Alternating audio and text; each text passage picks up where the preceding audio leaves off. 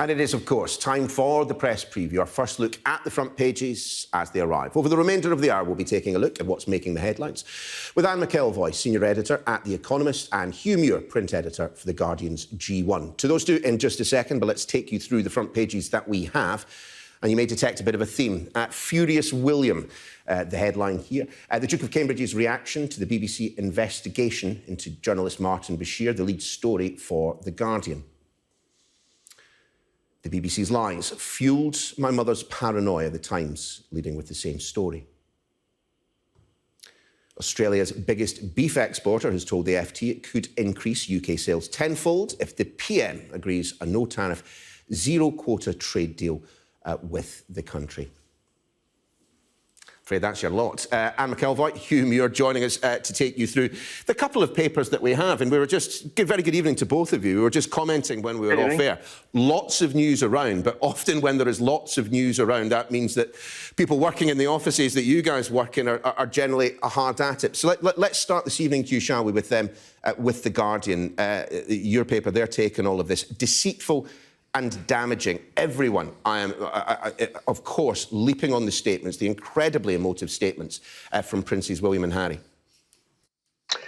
Yeah, Neil, this is the thing. You spend all day looking at Lord Dyson's report and thinking looking at the severity of that and the language he uses, and thinking that things couldn't get any more serious than that. And then these statements, as you say, drop late evening. And the language in them, as you say, absolutely extraordinary. The accusations that are made, Prince William saying that he felt that what the BBC did fueled his mother's paranoia. I think we were all pretty shocked at just how emotional those statements were. And I think they're going to cause some serious problems for the BBC. I think that they will have known this was going to be a difficult day for them, but I think these statements taken together will mean that they're going to have a difficult few days and maybe a difficult few weeks. Yeah, I think so. I mean, William's statement did conclude with the fact that, investigative journalists were the ones that brought this to light. However, both he and his brother make a direct link between the deceit, the use of Lord Spencer to secure this interview, and their mother's eventual death. That's right. I mean, of course, one must remember to put it in context the idea that there are links between the way that the media and parts of the media behaved, and particularly the paparazzi, not only the British paparazzi, but those beyond, were in some way driving events that led to the death of Diana. I think the big difference tonight is that has spread, and there is, I think, an acceptance at the top of the BBC, and certainly from Tim Davie, the Director General, that it is fair to bring the BBC into that frame. And the way that it is being brought into it is really a story which is not only something that happened a very long time ago, which was, I must say, was my initial response when this story surfaced, but really what has happened since, and why did so many people keep silent since? Many people who've held very high positions, who are very respected, very proven journalists and editorial leaders at the BBC, and have then gone on often to other big jobs and rather sort of grand jobs in the rest of British public life. They knew about this, and I think that is the really painful thing. Certainly it is for me. I know that journalists are kind of certainly not sea green incorruptibles, and we shouldn't look down on others who've sort of come a cropper over difficult stories. But this does seem to rather let down the whole ethos of the BBC. I think that's what's so disappointing. I mean, Hugh, for those who don't work in our profession, just put into some kind of context the abuse of process, the failure of journalistic standards that Martin Bashir and those who covered this up participated in. Well, it's an extraordinary thing in that forged documents. I mean, we all want to investigate things. We all want to bring things to light, and to some extent, in our profession, we're all ambitious as well. And certainly, Martin Bashir was ambitious, but there are lines that we all draw. And to go to the length that he did, whereby he was having bank statements drawn up that he then used as leverage, if you like, to win people's confidence, to get them to introduce him to other people, and to get him ultimately to Princess Diana. So you can't completely fabricate documents. Journalists within their investigations do sometimes resort to some practices that you then have to be able to justify in the public interest. But there was never a kind of public interest to resort to those kinds of manoeuvres to get this kind of story. I think that even within newsrooms, people were absolutely astonished to see how far he'd gone.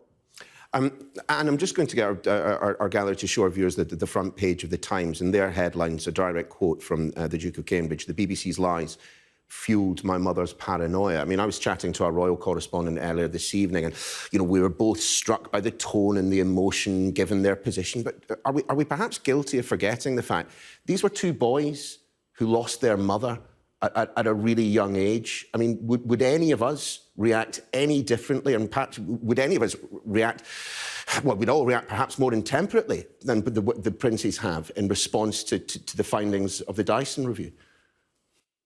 Well, that is in itself a sign of how much times have changed, isn't it? I think you're right to point out that people will draw their own conclusions about how they would react to a revelation like this.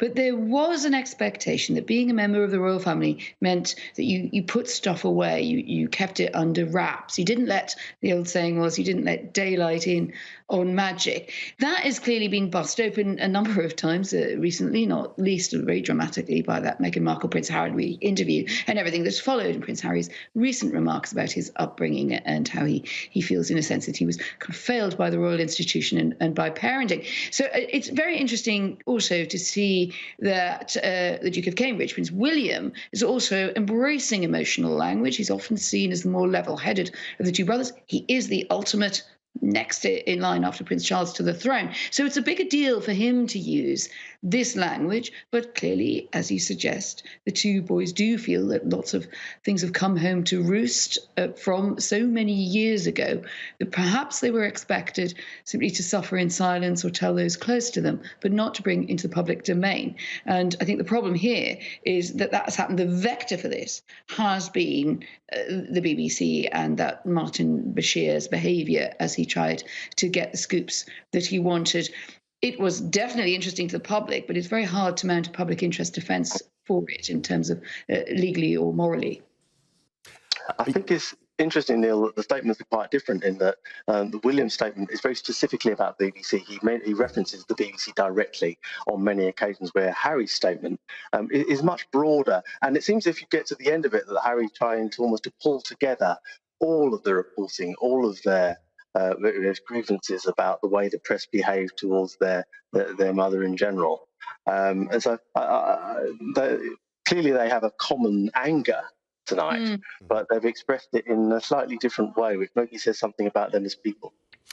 Oh, that's a really good point. If I could just come back on what Hugh said, I think what Prince William said is really institutional, and that is a problem for the BBC. I do an awful lot of work for the BBC. I'm a great admirer of the BBC. I think it upholds some fantastic standards. Sorry to interrupt, Anne, but just on that point, he's right to call it out. Was my point. It is an institutional attack, really, by the next but one heir to the throne on the major British broadcaster. Well, that's the point. I mean, if we take a look at the Express again, they have focused on William and the link to the BBC. Look, people in glass boxes shouldn't throw stones. News organisations make mistakes, but whenever there's been discussion of Diana in the past, it's been the treatment that she received at the hands of the red tops, the tabloids, the paparazzi and so on. As you say, this is the state broadcaster.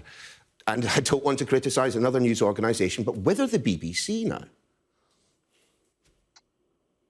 Well, I don't know if that question was to me. I would quibble at the phrase state broadcaster. We don't have state broadcaster. It's a publicly funded broadcaster. It's not a state broadcaster in the sense that many states around the world have an authoritarian state broadcaster. But nonetheless, it's a very, very important, and it upholds public service broadcasting at the UK in its heart and in the wider world. Let's not forget, this isn't just a British story. This is really much about the BBC and its international reach. Yes, I think that is difficult. You've seen that the present BBC management, a new Director General in Tim Davie, have some hesitation about when to air the panorama, but it got aired within the week, so that happened.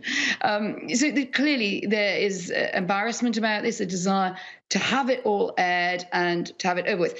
The problem I think it leaves is what has happened in all those years since. Where's the accountability for what happened in those years since? And why was the decision made in 2016 to bring Martin Bashir, who was you might have thoughts about this as well. It does seem very hard to understand why he was. I do think that was extraordinary to bring him back, given all the misgivings that there had been about him before. And I think that's one of the questions that will be levelled at them. I mean, to some extent, there's been a strategy here of saying, look, can we draw a line? Tim Davie's whole strategy has been saying, can we draw a line under it and move on? Many of the people who were there then aren't there now. And one could excuse past misbehaviour, but when you then get into the cover-up, you're almost in Watergate territory, and it's not the substance of the original sin; it's the cover-up that's the problem. And that's what people say. Well, can you assure us that the institution is such now that there would never be this kind of cover-up? I think that's what makes it contemporaneous, and in a way, that's what makes it so toxic in the days to come. Hugh, Anne, we must pause there for just a second. We'll return to you after the break. But, of course, at the moment, we're expecting a statement from the White House about a potential peace deal in the Middle East. We'll be discussing that and much more after this.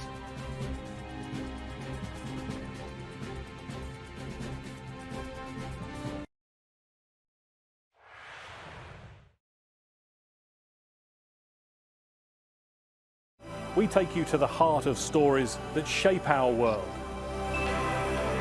I'm Greg Milam, Sky's US correspondent here in Los Angeles.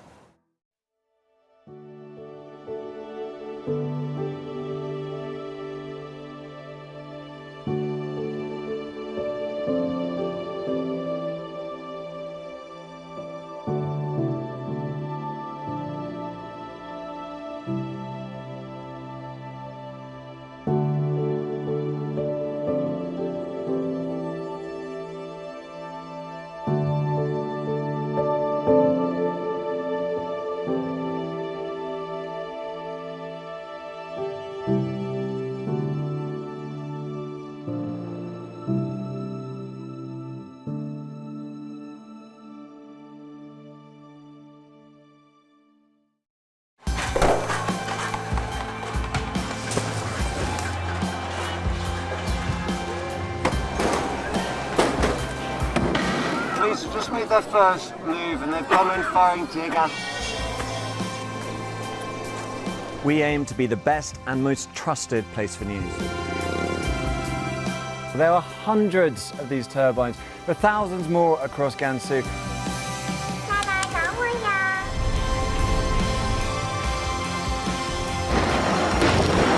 That's what's left of the North Tunnel, where the North Koreans exploded 5 nuclear warheads. This is a show of strength at a time when China is more fragile than it has been at any time in recent years. Shrapnel from that explosion, so you can see it littered along all the way. We take you to the heart of the stories that shape our world. The train station and the airport, they're both closed. We're not sure about the roads. We've seen reports that they are being blocked by police, so we're going to try and find a way out of Wuhan.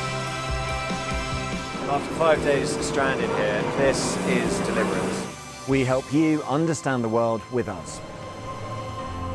Tom Cheshire, Sky News, Beijing.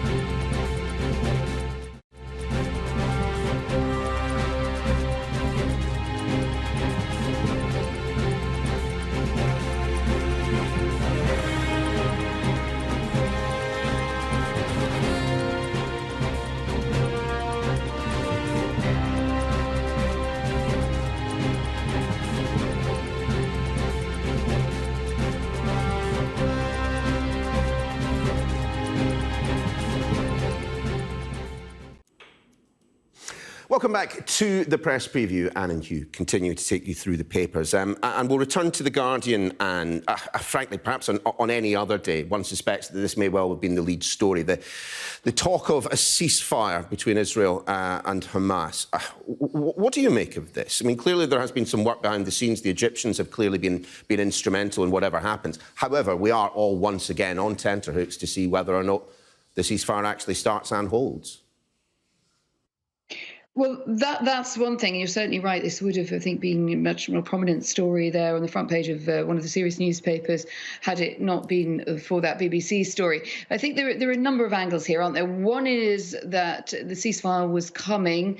Why did it take so long? I think there's criticism of President Biden there. Did he move too slowly? There is also, of course, calculation, and there is a strategy behind when you go for a ceasefire. And if you're one of the big movers in this story, as America undoubtedly is, for all of the criticism it gets, it is in there, and it has to be in there for anything like a ceasefire to take hold. So was it the case that America was really waiting until the Israeli Defense Forces had said, like, we've done what we feel that we need to do against Hamas, and now we can stop? And if so, what does that mean? Does it mean that this is preparation for a negotiation for a ceasefire that will really hold, or is it simply that you simply stop the sort of terrible violence that we've seen in the cycle that we've seen this week? We don't really yet know, but it'd be very interesting the words that President Biden chooses when he comes out to make the statement, which is imminently expected. How does he frame the expectations around that? I mean, Hugh, we look at what has happened over the past 11 days, and people talk about disproportionality and use of violence and the availability of Western-bought material and all the rest of it. But there is a certain frustration amongst some people that we are in a wash, rinse, repeat situation when it comes to the Israel-Palestine situation. And until someone tries something different, we are going to be here again. It is just a question of when. And I think people have been looking to President Biden to get some sense as to whether or not he will be the person who will break that sequence. And I think that's why many have been really disappointed in his statements. Up until yesterday, when he seemed to change his tone slightly and say, look, you've really got to de-escalate this bombing. But up until then, it was almost as if he had been facilitating it by his inaction. And one of the ways in which we judge an American president is really how they deal with the question of Israel and Palestine. America has huge influence there, we know that, and it's really about how they choose to use that. President Trump chose to use it in a particular way, and people who wish President Biden well were looking to see that he would use it in a more judicious way, and have been quite disappointed up until now. So he really doesn't. People want to see some sign of him really gripping that issue now and using America's influence in a good way. I mean, Anna, I suppose when we always come back to the same point, I mean, the strategic significance of Israel at times does seem to trump, basic humanitarian concerns. President Biden, as we say, we're waiting to hear what he has to say about all of this. But, the United States isn't the world's policeman anymore, is it? Hasn't been for a while. Well, it isn't, but I mean, in a sense, sometimes people want to have that argument both ways. They want to say America's not the world's policeman, then they want to blame America for upholding and supplying, and in the end, being a big supporter, both practically and militarily, of the state of Israel. So, in a sense, it's involved whether or not you think it should be. One thing I would say is it's very early in the Biden presidency. You can't choose the time that this kind of crisis breaks out. My guess is that President Biden, who is very experienced in these matters, he's been around for a lot of time, he's been vice president, he has dealt with this, as you say, the terrible sort of cycle of rinse and repeat has come about a number of times. He knows about it. I imagine that what he wants to do, these events have played out quite fast this week. Yes, there have been a high number of casualties, but it's been a relatively short amount of time. I think what he wants to do is get a ceasefire done and then sit down and work out what happens next. Unless you thought you were electing a president who was going to come in hot and heavy, saying, I've got a plan for a peace process, when the warring parties are in no way ready to come to the negotiating table. If he played that card and failed, he would also look very weak. Anne, Hugh, I'm afraid we must leave it